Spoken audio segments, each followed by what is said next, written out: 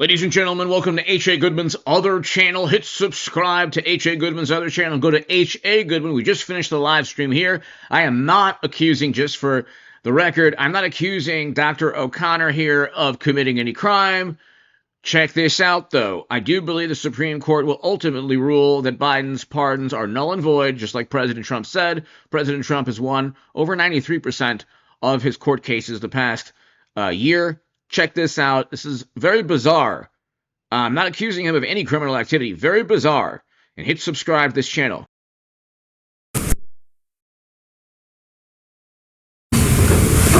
Dr. Okconor, were you ever told to lie about the president's health?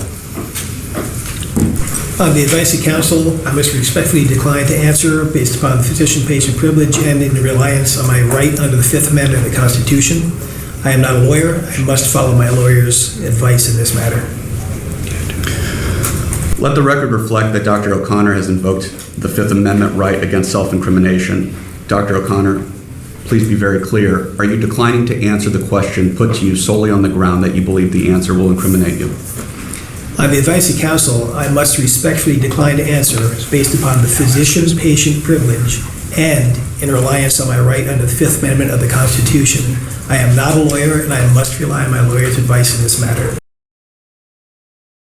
But there's no perjury trap in simply saying, no, I was never told to lie. I mean, that's pretty simple right there. But now we have, ladies and gentlemen, James Comer, House Oversight Committee, stating categorically that from their investigation, there's no evidence that Biden ordered any of these pardons, and the Constitution specifically states the president's powers to pardon are broad. However, he has to be the one ordering the pardon. Check it out. Well, that's why we brought Dr. Okconor in, the White House physician, and we asked him the first question, Dr. Okconor, were you ever told to lie about Joe Biden's health? And he pled the Fifth Amendment. We had so many questions about the mental fitness. What we found in the investigation also was the fact that President Biden's staff talked about whether or not they should give him a cognitive test, and then according to the staffers, they ultimately decided to not give him a cognitive test. Now, that makes no sense. If you wanted to prove to the skeptics in the media and the skeptics in the Republican Party that the president was mentally fit for office, why not give him a cognitive test? We wonder whether or not they gave the test and he failed, or did they decide not to give the test because they knew he would fail? Either way, there's no evidence that shows Joe Biden was an active participant in the decision-making process in any of those pardons or executive orders that were signed with the AUTOPEN. Are you of the view that, for instance, Biden's pardon of his brother,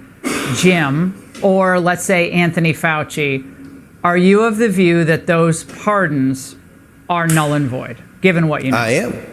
Absolutely, 100%. If anyone doubts whether or not there was a cover-up, they need to watch every minute of the testimony that we got, all of the hours and hours of depositions from these staffers, where you had people like Ian Sams, who was his spokesperson, who would come out every day and give press conferences blasting me or blasting Robert Hur or Jim Jordan or someone.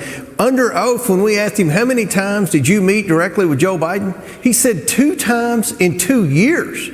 Neera Tanden, his executive secretary, well, 2 times in 2 years. Neera Tanden then, who's his executive secretary, who that position is one of the closest to the president, whether it's Obama, Trump, George Bush, Obama. She admitted that she would go weeks without having any interaction with Joe Biden. They clearly shielded him, not only from the American people, but from their inner staff.